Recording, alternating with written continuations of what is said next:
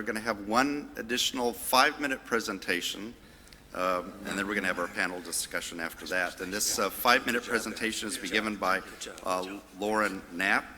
And Lauren is a Knapp Fellow with the Army Corps of Engineers, and she's working on her PhD, which she hopes and plans to defend this summer, so we can all root for her on that. And I'm sure she'd be interested in talking to you about job opportunities, perhaps, given her position. Lauren is actually an environmental economist by training, and her dissertation is actually focused on offshore wind energy, which we've been talking about here. And what Lauren's going to do is give a kind of a 5-minute overview of our Task Group 193 project on resilience. So Lauren, please.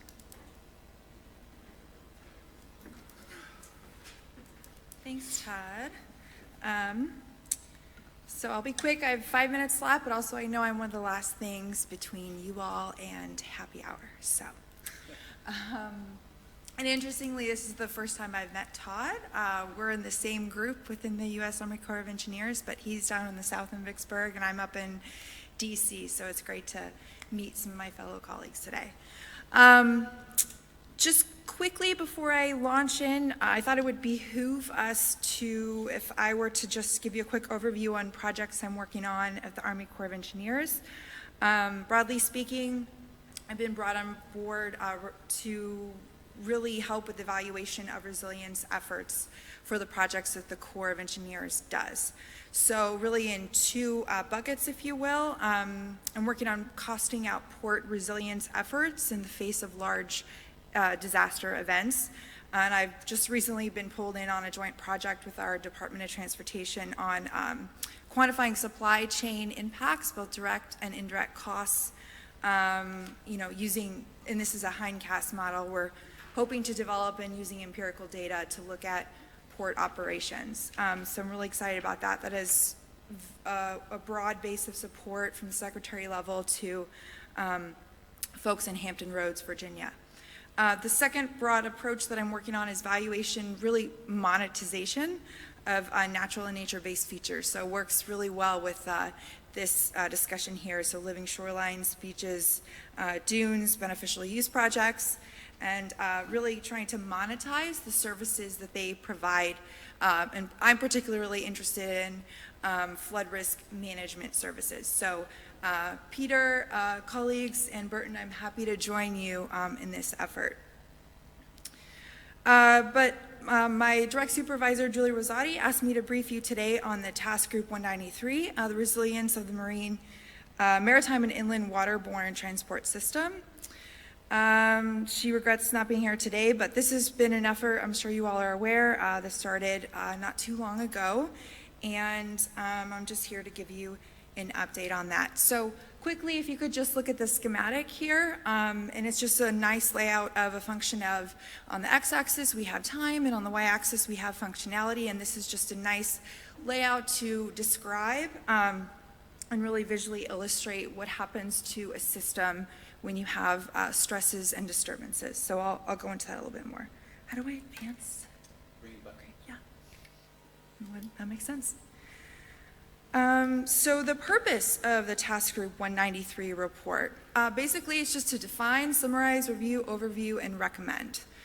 So we define the MIWTS resilience as anticipation and planning, resisting the loss or absorbing that loss given a certain disaster or event, cue a hurricane, flood, storm surge, the ability to rapidly recover and therefore adapt in the long term, to change your operations to make this trough on the, as you saw in the previous schematic, make that trough shallower, if you will.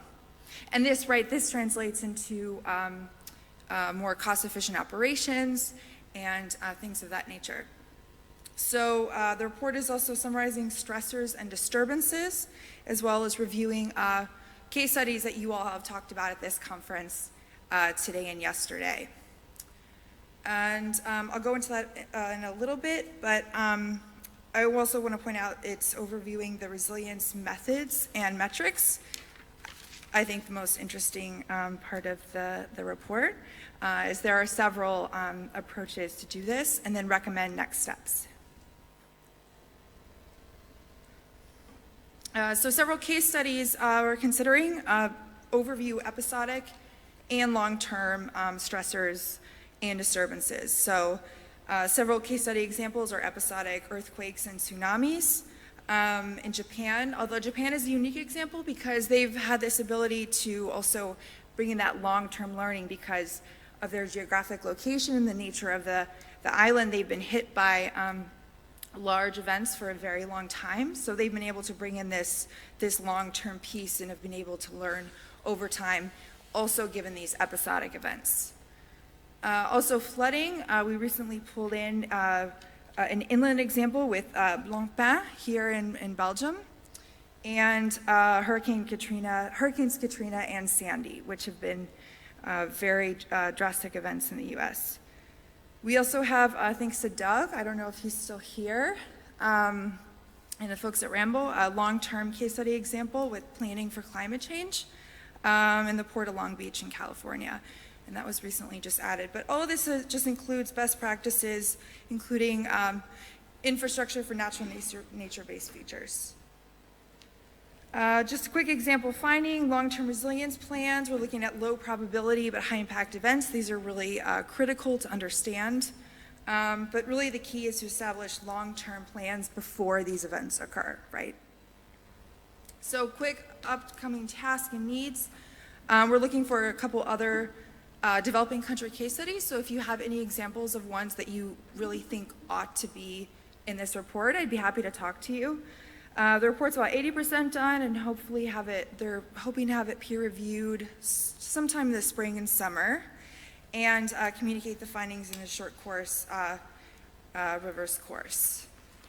With that, I will leave it to Todd.